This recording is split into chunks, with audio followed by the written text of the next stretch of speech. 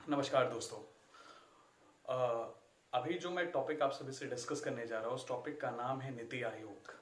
ठीक, आप लोगों ने सुन रखा होगा नीति आयोग के बारे में। भले ही नीति आयोग के बारे में आप लोगों ने नहीं सुना होगा, प्लानिंग कमीशन के बारे में मतलब कि योजना आयोग के बारे में तो जरूर ही सुन रखा होगा। ठीक, तो यही है हमारा आज का टॉपिक। ठीक, अब सबसे बड़ी चीज ये है कि ये टॉपिक स्टार्ट करने से पहले हम लोग ये जान लेते हैं कि ये टॉपिक इंपॉर्टेंट क्यों है।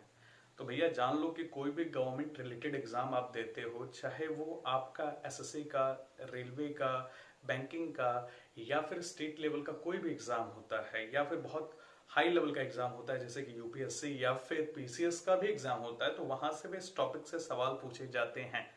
ठीक, तो हालांकि हम बहुत ज्यादा ब्रॉड में, बहुत ज्यादा डिटेल में डिस्कस नहीं करेंगे। हम एसएससी, रेलवे और बैंकिंग लेवल से डिस्कस करेंगे कि किस तरीके के सवाल यहाँ पर पूछे जाते हैं।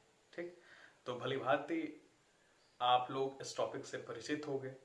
जो नहीं होगा वो हो जाएगा। बहुत ही बेसिक चीजें हैं जो आप सभी को पता होनी चाहिए, जिससे आपकी नॉलेज भी बूस्टअप होगी। चलिए बिना समय व्यतीत किए आ जाते हैं हम लोग अपने टॉपिक पे, जिसका नाम है नीति आयोग। नीति आयोग हिंदी में भी बोलते हैं या फिर हम बोल दें तो पॉलिसी कमीशन।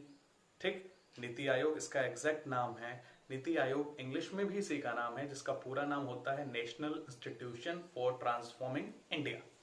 ठीक, जिन्हें नहीं पता है उनको मैं ये बता देना चाहता हूं कि भारत सरकार, सेंट्रल गवर्नमेंट की जितनी भी स्कीम्स होती हैं उन सभी स्कीम्स को डिजाइन करने का काम, उन सभी को इम्प्लीमेंट करने का काम जो है वो यही आयोग देखता है। पहले इसी आयोग का नाम था प्लानिंग कमीशन यानी कि योजना आयोग। चलो, कोई भी चीज डिस्कस करने से पहले हम जान लेते हैं कि क्या जरूरत हुई कि योजना आयोग मतलब कि प्लानिंग कमीशन को हटाकर नीति आयोग को लेकर आया गया। देखिए, स्टार्ट करने से पहले मैं एक चीज क्लियर कर देना चाहता हूं। NITI Aayog is a non statutory body. इसका सिंपल सा मतलब होता है कि नीति आयोग एक असंवैधानिक निकाय है।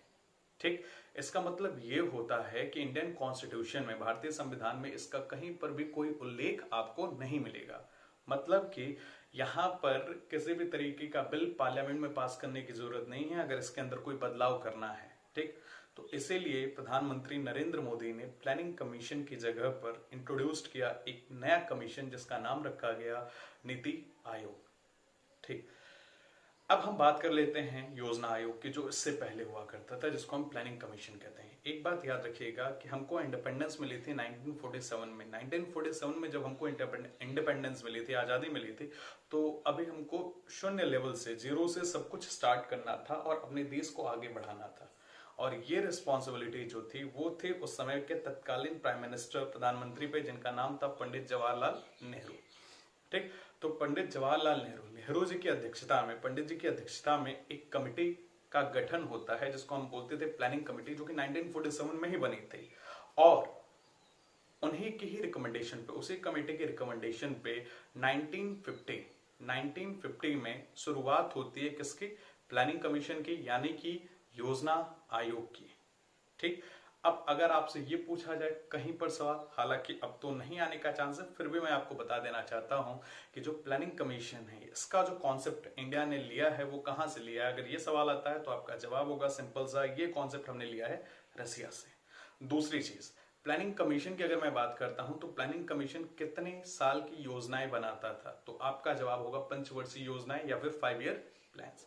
तो याद रखिएगा कि कभी भी इसकी जो स्कीम्स होती थी वो 5 ईयर्स के लिए ही होती थी, क्योंकि 5 ईयर्स कंप्लीट होने के बाद एक नई स्कीम जो है वो प्लानिंग कमीशन लेकर आता था। ठीक, तो कुछ बेसिक सी चीजें मैं आपको बता देता हूं कि 1950 में प्लानिंग कमीशन की शुरुआत होती है। इसके अध्यक्ष, इसके चेयरपर्सन बनाए जाते हैं पंडित जवाहरलाल नेहरू, और ये भी डिसाइड किया जाता है कि आने वाले समय में चाहे कोई भी हो, प्राइम मिनिस्टर ही प्लानिंग कमीशन का चेयरमैन होगा। नीति आयोग का भी चेयरमैन प्राइम मिनिस्टर ही होता है। ठीक, दूसरी चीज, इसका हेडक्वार्टर नई दिल्ली में था और इसके जो सबसे पहले अध्यक्ष थे, चेयरपर्सन थे, वो थे पंडित जवाहरलाल नेहरू। ये 5 ईयर्स प्लान पे फोकस करता था। सबसे पहले पंचवर्षीय योजना 5 ईयर प्लान जो इंट्रोड्यूस किया गया था वो 1951 में किया गया था, जो कि 1951 टू 1956 तक चला था। याद रखिएगा ऐसे ही होगा 1951 टू 1956, 1956 टू 1961, 1961 टू 1966 और ऐसे ही ये आगे बढ़ता रहेगा। हाँ, अगर कभी कोई क्रिटिकल सिचुएशन आ जाए, कभी कोई इमरजेंसी की सिचुएशन आ जाए, तो ऐसी कंडीशन में भारत सरकार ने प्लानिंग कमीशन को बीच बीच में रोक भी दिया। जैसे कि अगर मैं बात करता हूं कब, तो आपको पता होगा 1966 का वो टाइम जब भारत के लिए एक बहुत ही क्रूशियल टाइम था। क्यों? क्योंकि भारत ने कुछ समय पहले चाइना से भी युद्ध लड़ा था। 1966 के समय पर पाकिस्तान से भी युद्ध चल रहा था। भारत उस समय ड्रॉट की भी कंडीशन को फेस किया था। तो उस समय पर 3 साल का गैप ले लिया गया था, जिसको हम बोलते हैं क्या? Planning gap. याद रखिएगा 3 साल का गैप ले लिया गया था। सॉरी, प्लानिंग गैप नहीं, उस पीरियड को बोला जाता है प्लानिंग हॉलीडे, जो था 1966 टू 1969। और उसके पीछे कॉजेज यही थे: इंडो चाइना वार इन 1962, इंडो पाक वॉर इन 1966, ड्रॉट ऑफ 1966-1967, जिस कारण से 3 साल तक भारत ने 5 ईयर प्लान्स के बजाय एनुअल प्लान पे ज्यादा फोकस किया। अगर मैं गैप की बात करता हूं तो केवल यहीं पर नहीं, जब हमारे देश के प्राइम मिनिस्टर बनते हैं कांग्रेस पार्टी से अलग, एक अलग पार्टी से जनता पार्टी, उनका नाम था मिस्टर मोरारजी देसाई। तो मोरारजी देसाई के समय पर भी 2 साल प्लानिंग कमीशन का कोई वर्क नहीं था। उसकी जगह पर एक नया कॉन्सेप्ट लेकर आया गया जिसका नाम रखा गया रोलिंग प्लान। इसका पीरियड था 1978 टू 1980। याद रखिएगा 2 साल, 1978 से लेकर 1980। और तीसरा जो गैप था वो था जब वर्ल्ड में इकोनॉमी बहुत सारे कंट्री की डाउन चल रही थी। उस समय इंडिया के साथ भी कुछ ऐसे ही कंडीशन थी। हालांकि भारत के लिए अच्छी बात ये थी कि भारत के उस समय पर जो वित्त मंत्री थे, फाइनेंस मिनिस्टर थे, वो थे मनमोहन सिंह। ठीक, तो मैं आपको बता देता हूं कि वो टाइम था 1990 टू 1992 और उस पीरियड को बोला जाता है प्लानिंग गैप। ओके, तो भैया ये 3 साल का बीच में रुकावट आई थी। हाँ, अगर आपसे पूछा जाए कि प्लानिंग कमीशन ने कुल कितने 5 ईयर प्लान इंप्लीमेंट किए, तो आपका सिंपल सा साधारण सा जवाब होगा 12। ठीक, और सबसे लास्ट 5 ईयर प्लान था वो था आपका 12th 5 ईयर प्लान, जो कि 2012 से 2017 तक के लिए था। हालांकि चूंकि नीति आयोग आ गया, इस कारण से 2014 में प्लानिंग कमीशन को, योजना आयोग को ठंडे बस्ते में डाल दिया गया और उसकी जगह पर शुरुआत होती है किसके? एक नए आयोग की, जिसका नाम रखा गया नीति आयोग। ठीक है, बात क्लियर है आप सभी को? चलिए अब बात ये है, अब बात तो हमने थोड़ी बहुत प्लानिंग कमीशन के बारे में भी की, योजना आयोग के बारे में की। अब हम ये जान लेते हैं कि क्या बेसिक डिफरेंसेस है नीति आयोग और प्लानिंग कमीशन के बीच। ठीक, तो पहले तो भैया बहुत साधारण सा डिफरेंस है नाम का। इसका नाम है प्लानिंग कमीशन, योजना आयोग, उसका नाम है नीति आयोग। ठीक मतलब नरेंद्र मोदी सरकार की अगर मैं बात करता हूं तो इन्होंने प्लानिंग कमीशन की बोर्ड की जगह पर एक नया बोर्ड डिजाइन किया जिसका नाम नीति आयोग पड़ा। ठीक, हालांकि केवल यही नहीं है, बाकी और बहुत सारे डिफरेंसेस हैं नीति आयोग और प्लानिंग कमीशन के अंदर। जैसे कि 5 ईयर प्लान्स पे फोकस करता था प्लानिंग कमीशन, जबकि अगर मैं नीति आयोग की बात करता हूं तो भैया एक बात याद रखिएगा, NITI Aayog 15 years road map और 7 ईयर्स के विजन स्ट्रेटेजी पे काम करता है। याद रखना, 15 साल का रोड मैप और 7 साल का विजन या स्ट्रेटेजिक प्लान हम इसको कहते हैं, जिसको डिजाइन करता है नीति आयोग। एक सबसे बड़ा चेंज जो इसमें देखने को मिला वो ये देखने को मिला कि जो नीति आयोग था, ये जिस अप्रोच के थ्रू प्लान डिजाइन करेगा, स्ट्रेटेजी तैयार करेगा, उस अप्रोच का नाम रखा गया क्या? Top to bottom approach. No, ये था प्लानिंग कमीशन का टॉप टू बॉटम अप्रोच। मतलब जो प्लान था उसको डिजाइन करता था कौन? प्लानिंग कमीशन, जिसका हेडक्वार्टर कहाँ था? नई दिल्ली में। और दिल्ली से वो प्लान तैयार होता था और उसी प्लान को स्टेट्स क्या करते थे? फॉलो करते थे।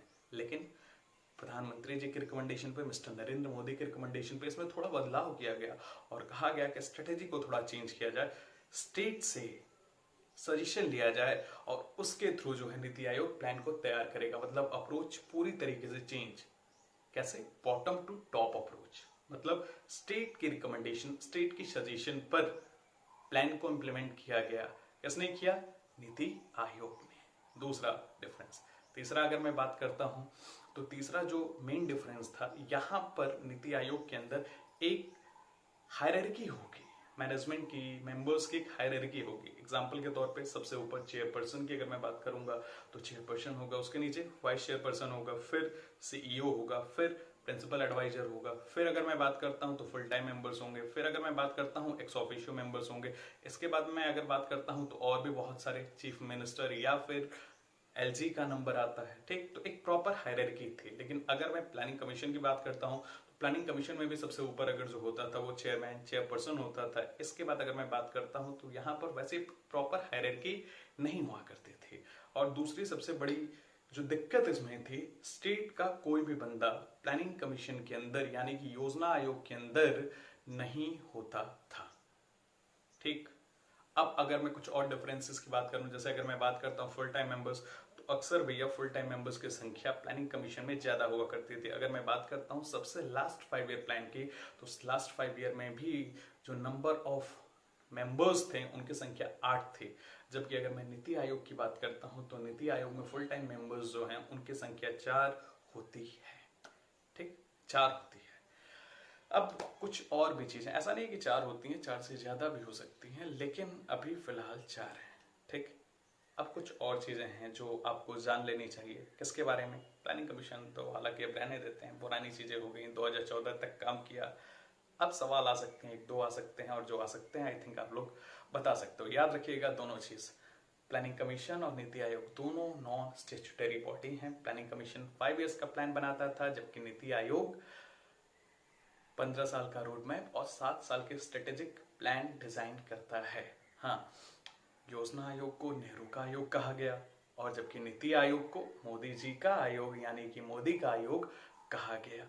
एक बदलाव ये भी देखने को मिला, क्योंकि उसको लेकर आया था पंडित जी ने और इसको लेकर आया था मोदी जी ने। ठीक, अब मैं बात करता हूं नीति आयोग के बारे में। याद रखिएगा, NITI Aayog is a non statutory body which is responsible for